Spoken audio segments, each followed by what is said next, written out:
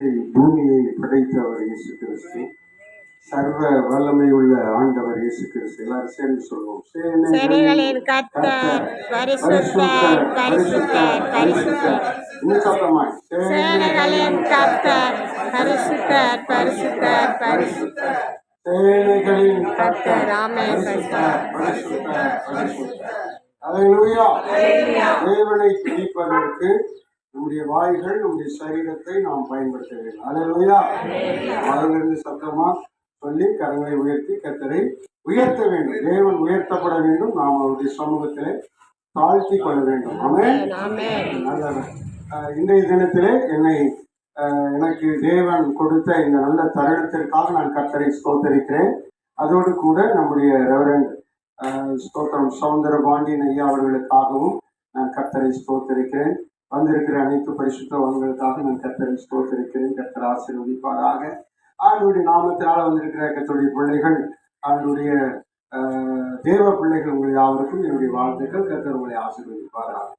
இந்த தினத்திலே ஸ்தோத்திரம், கடந்த முறை நான் வந்த பொழுது ஸ்தோத்திரம் இந்த இடத்திலே ஜெபத்தை குறித்து உங்கள் மத்தியிலே பிரசங்கித்தேன். ஜெபம் பண்ணினால் என்ன ஆண்டவர் நம்முடைய வாழ்க்கையை செய்வார் என்பதை குறித்து பிரசங்கித்து உங்கள் மத்தியிலே பேசும்படி கர்த்தர் தருணம் கொடுத்தார். இந்த நேரத்துல வேலையை குறித்து, வேலை நமக்கு இந்த பூமியில வேலை இருக்கிறது.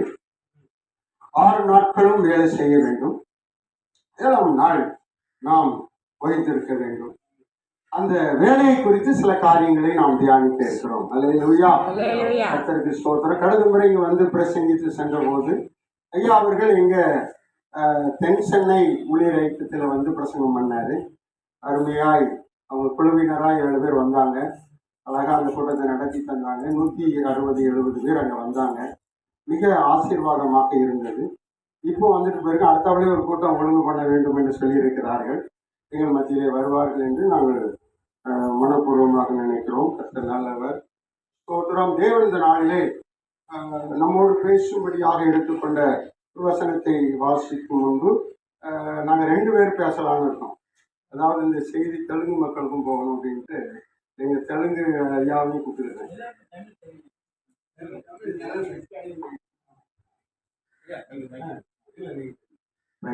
கர்த்தருக்கு ஸ்தோத்திரம் உண்டாவதாக. தேவன் நாமக்கு மகிமை కలుగుగాక. உபாகமம் 28:8 வாசிப்போம். ద్వితీయోపదేశ కాండం 28వ అధ్యాయం 8వ వచనం చదువుకుందాం. 28:8 కర్తర్ என்ன பேசுகிறார்? ద్వితీయోపదేశ కాండంలో 28లో ఏం చెప్తున్నారంటే ఆండవరి నామం మాత్రం మహిమపడాలి. దేవుని నామం మాత్రమే మహిమపడాలి. వేళை குறித்து கர்த்தர் நம்மிடத்தில் దేవుడు పని గురించి దేవుడు మనతో మాట్లాడుతున్నాడు. ஆண்டவர் வேலை நிமித்தமாக நம்மோடு என்ன பேசுகிறார்? దేవుడు పని విషయమై మనతో ఏం మాట్లాడబోతున్నాడు? எல்லாரும் எப்படி இருக்க வேண்டும்? మనందరం కూడా ఎలా ఉండాలి? நம்ம சும்மா இருக்கலாமா? మనం ఊరుకుండా వచ్చునా? வீட்ல சும்மா இருந்து சாப்பிட்டு இருக்கலாமா? ఇంట్లో ఊరుకుండి మనం భోజనం చేస్తా ఉండొచ్చునా? ஆனால் ஆண்டவர் சொல்லுகிற காரியம் என்ன? మన దేవుడు చెప్పే మాటలు ఏంటంటే நம்ம எல்லாரும் வேலை செய்ய வேண்டும். మనందరం కూడా పని చేయాలి. யாரும் சோம்பேறியா இருக்க கூடாது. ఎవరు కూడా సోంబేరితనంగా ఇంట్లో ఉండకూడదు. ஒரு நாள்ல நம்ம வேலை செய்ய வேண்டிய நேரத்துல வேலை செய்ய வேண்டும். మనందరం కూడా పని చేసే సమయంలో పని చేయాలి. வாசிக்கலாம் 28:8. கர்த்தர் உன் களஞ்சியங்களிலும் உன்னுடைய களஞ்சியங்களிலும் கையிடும் எல்லா வேலைகளிலும் நீ கையிட்டு செய்கிற எல்லா வேலையிலும் உனக்கு ஆசீர்வாதத்தை கட்டளையிடுவார். ஆசீர்வாதம் கட்டளையிடுவார். నువ్వు చేస్తున్న పని అన్ని విషయాలు కూడా దేవుడు మిమ్మల్ని ఆశీర్వదిస్తాడు. సహోదరనే సహోదరియే, సహోదరి సహోదరుడా, நீ கையிட்டு செய்கிற నువ్వు வேலையில ఏ పని చేసినా உனக்கு ஆசீர்வாதம் దేవుడు கட்டளையிடுவார். నిన్ను ఆశీర్వదిస్తాడు. நீ வேலை செய்வதனால் நீ சோர்ந்து போக மாட்டாய். పని చేయడం వల్ల మనం సోంబేరిగా అయిపోం. வேலை செய்வதனால் நீ நலிந்து போக மாட்டாய்.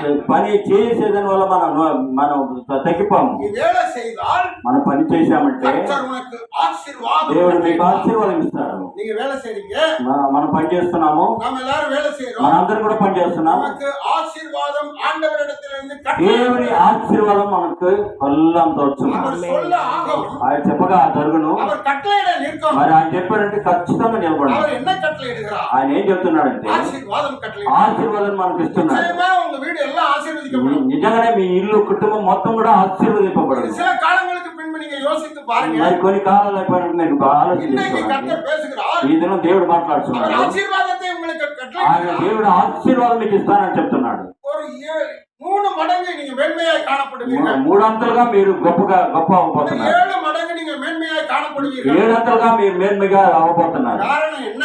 కారణం ఏంటి? அவர் ఆశీర్వాదం మరి கட்டளையிடுகிறார். దేవుని ఆశీర్వాదం మనతో ఉంది. அவர் ஆசீர்வாதம் మరి கட்டளையிடுகிறார். దేవుని ఆశీర్వాదం మనతో ఉంటుంది. அவர் கட்டளையிடுகிற ஆசீர்வாதம் நமக்கு பலிக்கும். ఆయన చెప్పిన ఆశీర్వాదం మనకు వచ్చును. மற்றவர்கள் நம்ம மேல் விடுகிற சாபம் நமக்கு பலிக்காது என்று మరి ఎవరైనా సరే శాపాలు వదిలినట్టే మనకు తగలవు. எனக்கு சாபம் வச்சுட்டாங்கன்னு யாரும் சொல்லாதீங்க. మరి ఎవరు కూడా మనకు శాపాలు పెట్టారని ఎవరు కూడా పలకవద్దు. பிரசன்னம் நம்மை மூடி இருக்கிறது. మరి దేవుని ప్రసన్నత మనం మూసుకున్నాం. தேவனுடைய கரம் நம்ம கூட இருக்கு. దేవుని హస్తం మనతో ఉన్నది. கர்த்தருடைய ஆசீர்வதிக்கும் கரம் நம்மை ஆசீர்வதிக்கும். దేవుని ఆశీర్వాదమైన చేయి మనతో ఉన్నది. அவர் ஆசீர்வாதம் கட்டளையிடுகிறபடி ఆయన దేవుడు మనల్ని ఆశీర్వదిస్తున్నాం కదా, சாபம் பலிக்காது. ఎలాంటి శాపం కూడా మనకు రాదు. கவலைப்படாதீங்க. నేను దిగులు పడాల్సిన అవసరం లేదు. நான் கூட வேலை செஞ்சு கஷ்டப்படுறேன். మరి నేను పని చేసి కష్టపడుతున్నాను. எனக்கு சாபமா இருக்கிறது. నాకు శాపంగా ఉంటున్నది. அவங்க சொன்னபடி ஆயிப்போச்சே. మరి ఆయన చెప్పినట్టుగా అయింది. பிரியமானவர்களே, ప్రేమైనటువంటి వారు, தேவன் உங்களை சபிக்க இடம் விடாமல் கொடுக்க மாட்டார். దేవుడు మనం సర్పించేంత పని చేయడు. அந்த சாபம் ஆசீர்வாதமாய் ఆ மாற்றப்படும். శాపం కూడా మనకు ఆశీర్వాదంగా మారుతుంది. உபாகமம் 30:9 வாசிக்கும். మరి ద్వితీయోపదేశం కాండంలో உபாகமம் 30:9 நம்ம 39 మనం చదివేటప్పుడు அப்போது உனக்கு நன்மை உண்டாகும்படி ஆ, உன் தேவனாகிய கர்த்தர் கர்த்தர் உன் கைகள் செய்யும் எல்லா வேலைகளையும் கை செய்கிற எல்லா வேலையிலும் உன் கர்ப்பத்தின் கனியிலும் கற்பத்தின் கனியிலும் உன் மிருக ஜீவன்களிலும் மிருக ஜீவன்களிலும் பலன்களிலும் உன் நிலத்தின் கனிகளிலும் உங்களுடைய வேலையின் காரியங்களிலும் கம்பெனிகளிலும் பரிபூர்ணமாக செய்வார். பரிபூரணம் உண்டாக கட்டளை. పరిపూర్ణమైన జీవితం మనకి ఇస్తున్నాడు. பரிபூரணமாய் ஆசீர்வதிப்பார். పరిపూర్ణంగా మనం ఆశీర్వదిస్తున్నాడు. வேலை செஞ்சா మనం పని చేశామంటే எனக்கு மட்டும் தேவையான பணம் கிடைக்கும். మరి నాకు మాత్రం డబ్బు దొరుకుతుంది. என் குடும்பத்துக்கு மட்டும் தேவையான నా కుటుంబానికి మాత్రం ఇచ్చినప్పుడు அவருடைய ஜெபத்துல 5000 பேர் வந்தாங்க. మరి ఆయన ప్రార్థిస్తుండగా ఆయన దర్శనం చేస్తుండగా 5000 మంది వచ్చారు. எல்லாருக்கும் ஆகாரம் கொடுக்க మరి சொன்னாங்க. అందరు కూడా భోజనాలు పెట్టంటారు. ஆனா அங்க ஆகாரம் இல்ல. మరి భోజనం అక్కడ లేదు. அப்போ 5 2 மீன் மாத்திரம் அங்க இருந்தது. మరి 5 అప్పాలు మరి 2 చేపలు మాత్రం ఉన్నాయి. அப்போ இயேசு கிறிஸ்து அதை எடுத்து தோத்திரம் பண்ணார். మరి అది ప్రార్థించి ఆశీర్వదించి పెట్టాడు. ஜெபம் பண்ணாரு. ప్రార్థన చేశాడు. விட்டு கொடுத்தாரு. మరి అందరు పెట్టారు. எல்லாரும் சாப்பிட்டு மீதி. మరి 5000 మంది భోజనం చేశారు. இதுதான் அதனுடைய మరి பாக்கியம். ఇంకా మిగిలి ఉంటుంది. இதுதான் அதனுடைய ரகசியம். మరి ఇంతే ఆ రహస్యం ప్రార్థన వల్ల వచ్చే ஜெபிக்கணும். ప్రార్థన వల్ల వచ్చే రహస్యం ஆண்டவர் பெருக பண்ணுவார். దేవుడు గొప్ప చేస్తాడు. ஆண்டவர் మరి மேன்மைப்படுத்துவார். దేవుడు గొప్ప చేస్తాడు. ஆக்குவார். మరి అది అధికంగా చేస్తాడు. பெரிய காரியங்களை గొప్ప செய்வார். కార్యాలను అంతా చేస్తాడు. 4:13 வாசிக்கும் போது మరి ద్వితీయోపదేశం 4:13 చదివేటప్పుడు 4:13 வாசிக்கும் போது 13 చదివేటప్పుడు ஆண்டவர் பேசுகிறதை நாம் దేవుడు మాట్లాడుతున్న మనం వింటున్నాం. ஆண்டவர் அதன் வழியா என்ன சொல்லுகிறார்? దాంతో ఏం చెప్తున్నాడు? வாசிங்க. நீங்கள் 4:13 ஆமா. நீங்கள் கை கொள்ள வேண்டும் என்று அவர் உங்களுக்கு கட்டளையிட்ட 10 கற்பனைகளாகிய 4:13 4:13 வாசிங்க. சரி. அடுத்து போங்க. அடுத்து 14 14:29 வாசிங்க. 14:29. ஸ்தோத்திரம். 14:29. ద్వితీయోపదేశం 14వ అధ్యాయం 29వ వచనం. லேவியனுக்கு உன்னோட பங்கு சுதந்திரமும் இல்லாதபடினால் அவனுக்கு உன் வாசல்களில் இருக்கிற பரதேசியும் திக்கற்றவனும் விதவைகளையும் வந்து புசித்து திருப்தி அடைவார்களாக. அப்பொழுது உன் கை செய்யும் வேலைகள் எல்லாம் உன் தேவனாய் கர்த்தர் உன்னை ஆசீர்வதிப்பார். హల్లెలూయా. హల్లెలూయా. இப்போ இதுல ஒரு சின்ன ரகசியம், பெரிய காரியம். ఇందులో పెద్ద కార్యమే, చిన్న రహస్యం కొద్దిగా ఉన్నా చూడండి. சுருக்கமா சொல்றேன். మెరుగు కొద్దిగా చెప్తాను. நீங்கள் ஆசீர்வதிக்கப்பட்டு திருப்தி அடைய வேண்டும் என்று சொன்னால் మీరు ఆశీర్వదించి తృప్తి పడాలంటే உங்களுக்கு தேவனுக்கு சார்பாக ஊழியக்காரர்கள் இருப்பார்கள். మరి మీకు మరి తోడుగా మరి మీలో మరి బోధకులు ఉంటారు. சபையிலே ஊழியக்காரர்கள் இருப்பார்கள். సంఘంలో బోధకులు ఉంటారు.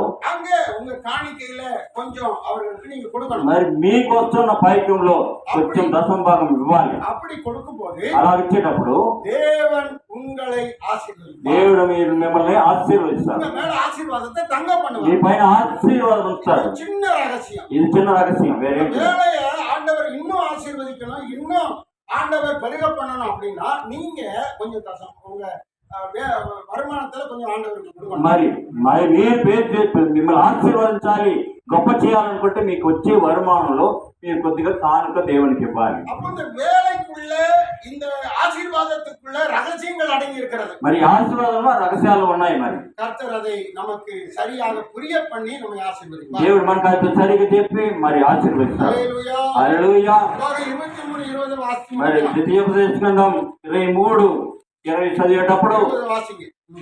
23:20. 23:20. அந்நியன் கையிலே நீ வட்டிக்கு வாங்கலாம் வட்டி வாங்கலாம் இல்ல. நீ சோதரிக்க போகிற தேசத்தில் தேசத்திலே உன் தேவனை கர்த்தர் நீ கையிடும் வேலைகளை எல்லாம் உன்னை ஆசீர்வதிக்கும்படி உன் சகோதரன் கையிலே வட்டி வாங்காயாக. இப்போ கர்த்தருக்கு ஸ்தோத்திரம். தேவன் இதுல என்ன சொல்றாரு? దేవునికి స్తోత్రం. దేవుడు ఎలా ఏం చెప్తున్నాడంటే சிலர் நல்ல வேலை செய்யறாங்க, మంచిగా పని చేస్తున్నారు, நல்ல சம்பாத்தியம் பண்றாங்க, మంచి సంపాదన వస్తున్నది, ஆனால் ఆశీర్వాదం இல்ல. మరి ఆశీర్వాదం లేదు. ஆசீர்வாதம் வீட்டுக்குள்ள வரல. మరి ఆశీర్వాదం మన ఇంట్లో రాలేదు. அந்த வருமானத்துல அது நிமித்தம் நமக்கு ஒரு பெரிய மிச்சம் வரல. మరి మనం సంపాదిస్తున్న సంపాదన మరి మిச்சం ఉండడం లేదు. அப்போ இதுல என்ன தவறு நடக்கிறது? మరి ఏం పొరపాటు జరుగుతుంది? ஒருவேளை வட்டி வாங்குற விஷயத்துல ఒకవేళ మనం అప్పు తీసుకుంటాం, நம்ம குடும்பம் அதுல ஈடுபட்டிருக்கோம். మరి వడ్డీ తీసుకుంటాం, வட்டிக்கு வாங்குறது வட்டிக்கு கொடுக்கிறது, మరి వడ్డీకి తీసుకోవడం ఇవ్వడం అంటుంది. இந்த மாதிரி தேவனுக்கு பிடிக்காத காரியத்துல మరి ఇలాంటి పనులు దేవునికి ఇష్టం లేని இந்த పనులు மாதிரி நிறைய இருக்கிறது. మరి ఇలాంటి చాలా ఉన్నాయి. அதுல நம்ம ஈடுபடக்கூடாது. మరి అలాంటి విషయాల్లో మనం పోకూడదు. அப்படி ஈடுபட்டால் ఆ విధంగా మనం పోయినప్పుడు நமக்கு பெருக இருக்கிற ஆசீர்வாதம் பெருகாது. మనకు వస్తున్న ఆశీర్వాదం రాలేకుండా పోతుంది. வேலையில திருட்டுத்தனம், మరి పనిలో வேலையில கள்ளத்தனம், మరి పనిలో దొంగతనం, எல்லாம் அந்த லிஸ்ட்ல சேரும். మరి ఇవన్నీ కూడా అందులో వస్తాయి. நம்முடைய சம்பளம், நம்முடைய வருமானம், ஆசீர்வாதம் நம்ம குடும்பத்துல பெருகாமல் இருப்பதற்கு మరి మన జీవితం, మన வருமாనం, మన కుటుంబంలో ఆశీర్వాదంగా ఉండాలి. நம்ம உண்மையா இருந்தா మన தேவன் దేవునితో కూడా తోడుగా నిజంగా ఉంటే ஆண்டவர் அநேகத்தின் மேல் அதிகாரியா வைப்பார். అన్ని విషయాల్లో కూడా నేను గొప్ప చేస్తాను. அநேகத்தின் மேல் தேவன் மேன்மைப்படுத்துவார். అన్ని విషయాల్లో కూడా మిమ్మల్ని గొప్ప చేస్తాను. 28:12 முடிக்கலாம். మరి ద్వితీయోపదేశ గ్రంథం இன்னொரு முறை 12.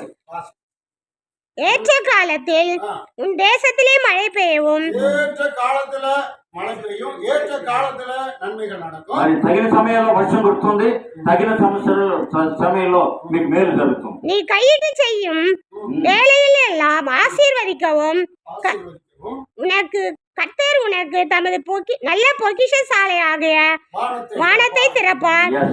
நீ அநேக ஜாதிகளுக்கு கடன் கொடுப்பாய், நீயோ கடன் வாங்காது இருப்பாய். இதுல ஒரு காரியம் சொல்றாரு பாருங்க. ఇందులో కార్యం చెప్తున్నాడు చూడండి. தேவன் என்ன சொல்றாரு? ఏం చేస్తున్నాడు దేవుడు? ஏற்ற காலத்துல மழை பெய்யும், మరి తక్క సమయంలో వర్షం పడుతుంది, அதுல இருந்து உனக்கு ஆசீர்வாதம். మరి అందులో నుండి మీకు ఆశీర్వాదం நீ వస్తుంది. கையிட்டு செய்யும் வேலையில உனக்கு నువ్వు ஆசீர்வாதம். చేస్తున్న పనులన్నింటిలో కూడా ఆశీర్వాదం ఉంటుంది. கையிட்டு செய்யும் வேலையில ஆசீர்வாதம் கட்டளையிடுவார். చేస్తున్న పనులన్నింటిలో కూడా ఆశీర్వాదం இனி ఉంటుంది. நீங்க அந்த ஆசீர்வாதத்தை பாப்பீங்க. మరి ఇంక మీద మీరు ఆ ఆశీర్వాదం చూస్తారు. அப்படிப்பட்ட காரியங்களை ஆசீர்வாதங்களை கொடுக்கும்படியாக தான் இன்னைக்கு பேசிட்டு మరి అటువంటి ఆశీర్వాదాల కొరకే ఈ దినం మనం మాట్లాడుతున్నాం. அவர் ஆசீர்வதிப்பார். ఆయన దేవుడు ఆశీర్వదిస్తాడు. கர்த்தருடைய ஆசீர்வதிப்பது దేవుని ఆశీర్వాదిస్తాడు. தேவனுடைய ஆசீர்வதிப்பது దేవుడు నిన్ను ఆశీర్వదించాడు. தேவனுடைய நேரத்தில் உங்களை தொட்டு விட்டபடியால் దేవుడు నిన్ను తాకాడు కాబట్టి, தேவனுடைய பிரசன்னத்துக்குள்ள உங்களை దేవుని கர்த்தர் ప్రసన్నంలో మీరు மாற்றிவிட்டபடியால், వెళ్ళారు కంటే எங்களை எல்லாம் கொண்டு வந்து தேவன் பேசுகிறபடியால் మమ్మల్ని అంతా పిలిచి మాట్లాడుతున్నావు కదా వాళ్ళ ஆசீர்வாதம் பெருகி போயிடும். మీ ఆశీర్వాదం గొప్పవాడు. நீ அநேக ஜாதிகளுக்கு கடன் கொடுப்பாய். ఈ యొక్క பாருங்க, இதனால வரைக்கும் நீங்க வாங்கிட்டு இருக்கலாம். ఇంతవరకు కూడా మీరు అప్పు తీస్తుండొచ్చు. கொடுக்கும்படியான మీరు மேன்மையை ఇచ్చేలాగా దేవుడు చేస్తాడు. கொடுக்கும்படியாக மற்றவர்களுக்கு உதவி మీరు செய்யும்படியாக தருவார். మిగతా వారికి సహాయపడేలాగా దేవుడు చేస్తాడు. கர்த்தர் அதை செய்வார். దేవుడు అది చేస్తున్నాడు. அந்த வார்த்தையில இன்னொன்னு கவனிச்சீங்களா? ఆ మాటలో ఇంకొకటి గమనించండి. ஜாதிகளுக்கு நீ என்ன செய்வ? கடன் கொடுப்பாய். అందరూ గొప్ప మనుషులు కూడా మీరు అప్పిస్తారు. நீ கடன் வாங்க மாட்ட. నువ్వు మాత్రం అప్పు తీయ. நீ யார்கிட்ட போய் நிக்க மாட்ட. నీ- நீ யார்கிட்ட போய் கெஞ்ச மாட்ட. నువ్వు ఎవరి దగ్గర అడగవు. எனக்கு ஒரு 10,000 கொடுன்னு கடன் எனக்கு 10,000 ఇవ్వు, 5,000 ఇవ్వని ఎవరిని కూడా అడగవు.